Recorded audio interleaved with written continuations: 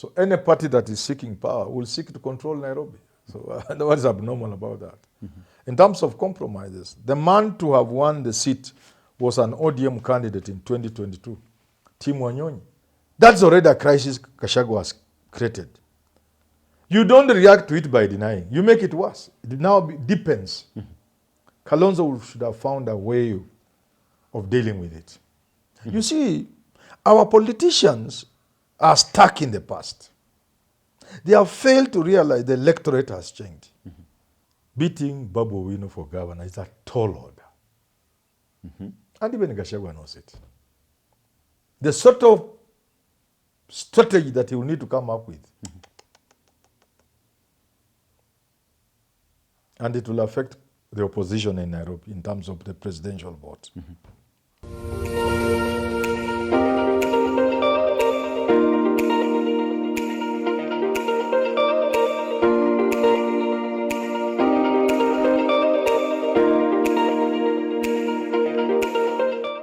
Very good day to you, ladies and gentlemen. Welcome to another episode of the Candid Talk here on Herman Manyora's YouTube channel. My name is Evan Sokenyi. It's my pleasure to have you on board. I'm here with Professor Herman Manyora. Prof, how are you?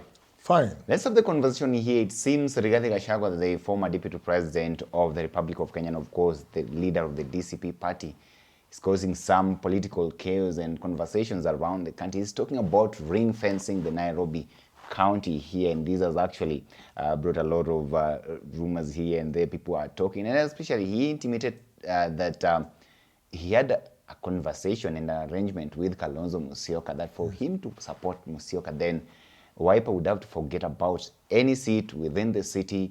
First of all, how do you weigh in such kind of a demand from Rigathi Gachagua? First of all, it's normal. It's not even happening for the first time. But Kenyans like forgetting very fast. But if you ask me, it was not, it shows lack of tact. Yeah. It's normal because people are in power. People seek power to distribute resources. Yes. So any party that is seeking power will seek to control Nairobi. So what is abnormal about that? In terms of compromises, the man to have won the seat was an ODM candidate in 2022, Tim Wanyonyi. He was going to become governor without any struggle. But Raila had to compromise. And Polycarp Rigathi came from Uhuru Kenyatta because Uhuru Kenyatta was telling Raila, we want to make you president. My people must be given something. They want Nairobi. So Raila, I know because I was there. So we saw that it was so painful for Raila to tell Tim Wanyonyi, please, cede. I know because I saw it. It was so painful, even to Raila himself, to have to tell Tim Wanyonyi, who was the popular candidate for Nairobi, please, in the interest of the presidency. So what Gachagua is saying is normal. Maybe it lacked tact. It's not the sort of thing maybe you want to parade in public so much. Talk to us a bit about the lack of tact in this statement as you're putting it here. Why in other words, if they had agreed with Kalonzo, maybe he need not have announced it because he would have known the backlash. Given that people have always said he's a tribalist, what he should have expected this, and therefore maybe he would have done it in a better way. In my view, maybe it was not something you want to say in public. You just say, we in DCP are going to take 17 seats out of 17 in Nairobi. Everybody should say that. Hii Nairobi tunachukua hii viti yote. Governor tunachukua. Yeah, that's normal. Everybody says that. He should have left it at that. But to say they sat with Kalonzo, that is also putting Kalonzo in a very awkward position. Yes. Yeah. Talking of putting Kalonzo in an awkward position, Kalonzo has actually responded to the same claims, and for him, he's dismissing those claims and saying those are propaganda being peddled by people who want to ensure that there is division within the opposition. What do you make of Kalonzo's response? Was it AI generated? Okay, again, no, it was not AI generated. Gachagua was plainly speaking and talking. Well, but then, but AI people also speak. No. That was Gachagua. That was Rigathi Gachagua making those statements. Yes. So we wonder why. Now you see blunder after blunder. Yes. You see, if it is true, Gachagua said, because I don't know, these days you can't know what is fake, what is real. You can. What is AI, what is organic. If indeed it is true, Gachagua said what he said. And if it is true, he talked to Kalonzo, or whether it is not even true that he never consulted Kalonzo. Kalonzo should have dealt with it as a crisis that requires management, crisis management. I keep telling these people, please, you will not manage these elections unless you have a structured approach. Unless you have intelligent men and women running the campaign. Because then, that's already a crisis Gachagua has created. You don't react to it by denying. You make it worse. It now deepens. Kalonzo should have found a way of dealing with it. You see, our politicians are stuck in the past. They have failed to realize the electorate has changed. They are dealing with a discerning population. People who look at what you say with a mic, you check on social media. They understand things. They follow what you are saying. They analyze it. And therefore, if it is, again, is true, because I don't know. If Kalonzo has responded that way, then it's a disaster. They are in a hole and they are digging. Yeah. They say when you are in a hole, stop digging. Then Kalonzo was digging. So they are going deeper into the hole. This is supposed to be a non-issue. But then now they've made it become a very serious issue, and then it's here. And Kenyans going are forward, they will need to be more structured and more organized. And I'm appealing to Mukisa Kitui. Let these people be organized. You've been talking about unconditional support from Gachagua to any opposition leader in the united opposition would be chosen as the flag bearer. And of course, Kalonzo's name has always been put forth here. Do you really think that that is possible, owing to the fact that we are now witnessing some of these things now, statements being made left, right, and center with the demands that Gachagua is coming with, and at the same time is also very much determined on growing his DCP party? Look here. What Gachagua is doing is perfectly in order. It's normal, and everybody does it. Politics is about interests. It's about demands. I support you, I make a demand. You support me, you make a demand. And Gachagua has said it.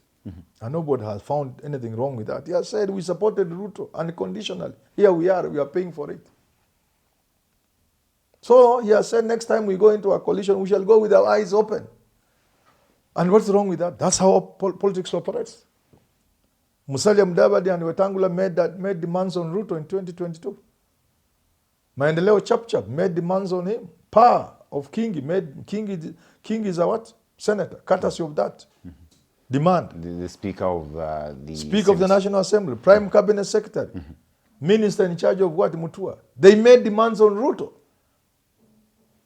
to support him.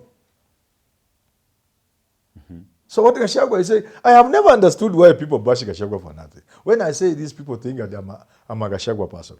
No. Me, I stand with what is true. I make observations. I make conclusions. And if you don't like what I say, sometimes I ask you just to leave me alone. Give me a break. Because what Gachagua is saying is what happened in Kenya Kwanza in 2022. That's why Mudavadi is what he is. It was an agreement. Wetangula is what? It was written down, signed. It's only Gachagua who supported Ruto without any condition. And he's saying that we are paying for that foolishness. Those are not my words. Assuming that is the arrangement, assuming that is the arrangement, and Wiper actually decides not to field any candidate in the city here, and of course Gachagua talking about the 17 positions that are here in the city, and those ones should be left for DCP. What are the chances, looking at DCP as a young party, the influence of Rigathi Gachagua, what are the chances that his party is actually capable of clinching all those seats? You see, DCP is euphemism for Kikuyu. It's a polite way of saying Kikuyu, or a clever way of saying Kikuyu. The Kikuyus have enough votes in this seat, but they cannot get 17 seats or 16. No. There are some votes which are just Luya, some constituencies nobody else can take. But he also qualified. And I was on X Spaces, so former Twitter Space, and I was telling Kaluma, look here, you people, you are putting words in Gachagua's mouth. You people are being selective when you listen to Gachagua. Gachagua said and you have said it was not AI, that they want governor, deputy governor, women rep, senator, and 16 out of 17 MPs. Every politician wants. Getting is another matter. Ama ni uongo? Okay. Everybody, when they stand, they say they are going to get. Do they all get? Not really. So him, he wants every seat in Nairobi. Apart from MCA, out of 85, I don't know they want how many. That's very normal. That's what every politician does. What is more, he told his people, in Gekoyo, and I hear Gekoyo. Eh? That's why that's why when I talk to Gachagua, it's just my Mudoniwa, nothing else. He said, when we bring you a candidate, DCP, don't look at his name, which is another way of saying don't look at his tribe. Is that right? Very right. Same Gachagua said, when we bring you a candidate, don't look at where he comes from. Is that not another way of saying, never mind the tribe? That all we want, we shall give you people, vote for them. DCP candidate. They may be Luya, Mijikenda, Kikuyu, Luo. In other words, Gachagua can present Babu Owino as a gubernatorial candidate. That's what he said. And he didn't mention a name. He said, don't look at somebody's name.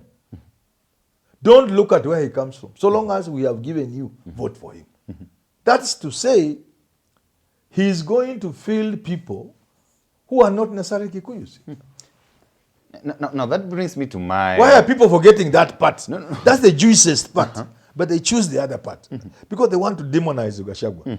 Unfortunately, the more they try to demonize Gachagua, the more popular he becomes. Now that brings me to my next question, because we are looking at this particular... You've known very well that Babu Owino has declared his interest for the Nairobi gubernatorial position here. And then Gachagua comes in. We know very well that at the same time he's got his men on the ground. James Gakuya is also interested in that particular seat. And definitely Irungu Nyakera is also there. Yeah. But of course we can see these are close associates of Rigathi Gachagua. Correct. But then there are certain people who, when they read this particular statement and saw what Rigathi Gachagua said and saw the video, then definitely they concluded that perhaps Babu Owino, who's been going so soft on Rigathi Gachagua of late, is perhaps thrown under the bus. What would be? Let me tell you this. As a person who understands politics in this country, beating Babu Owino for governor is a tall order. And even Gachagua knows it. The sort of strategy that he will need to come up with, and it will affect the opposition in Nairobi in terms of the presidential vote. I want to tell you, beating Babu Owino will be very difficult. Extremely difficult. Extremely difficult. You can only have a contest against Babu Owino if Sonko runs, because he's already fighting in the court. He's fighting through the Judicial Service Commission. Supposing he's cleared and decides it's not Mombasa, it's Nairobi, then you can have a contest between Sonko and the Babu. Because these are people's candidates. Any of these other people is extremely difficult. Extremely difficult. Oh, forget about it. It's a waste of time. Just like Tim Onyonyi, if he ran 2020, who would have beaten him? Sakaja? A joke. Nobody would have beaten him. So some things are rather obvious. Okay. And therefore, I want to take Gachagua at face value, at what he said. He said, we want these seats. We will give you Kenyans. They must not be Kikuyus. Some will be Kikuyus, some will be Luo, some will be Luya, some will be Mijikenda, some will be Pokomo, some will be all these things. They will be Turkana maybe. But they will be our candidate. Please vote for them. That's what I heard Gachagua said. Now that you have confirmed it was not the AI, then that's Gachagua's position. Hii mambo ingine ya Babu thrown under the bus, hiyo ni yako sasa. And the people who are claiming Gachagua is that tribalists, when they themselves are exhibiting tribalism to the highest level. Because Gachagua was very categorical that we want these seats, which is normal in politics. Everybody says they want. Every party says they want all the seats. You're saying here that Babu Owino stands the best chance of clinching this seat in 2027. Of course. And of course, it stands shoulder high above any other candidate that we witness here. And some of them are my friends. Currently, he's still in ODM. Yeah. You understand the kind of problems I know. had but here. Babu is aware of all these things. And you're telling us here that Gachagua says that they will be able to present candidates. Yes. They must not necessarily come from the Kikuyu tribe. Correct. So to say. That's what Are he you said. trying to say that here that it's actually possible for Babu Owino to ditch ODM and join DCP so that he works with the Rigathi Gachagua and be presented as the DCP gubernatorial candidate in 2027? Who tells you ODM will not end up working with other opposition people? Currently, I don't see that working. Why? Who tells you ODM will remain broad-based forever? ODM can get back to its senses and work with like-minded people in the opposition. By the time we are having this analysis, let me say, based on that statement that Yes. you've made, Yes. if ODM, it seems as if you're saying that it's not actually in its senses, right? Because you're saying it can get back to its senses and work with other like-minded individuals. Why? I say that because... So let's make the analysis assuming the status quo right now and Correct. moving to the things how they are. Yes. Currently, ODM is not in any sort of working relationship with the opposition. Correct. It's working with the government on the other side. Yes, but Yes. we can qualify that. Yes. ODM is opposition and opposition is ODM. Really? They only had some temporal working relationship with Ruto for pragmatic reasons. That didn't turn them into Rutolites, into associates of Ruto, into government. They are still ODM, and ODM is opposition. So Babu can be the opposition candidate for Nairobi.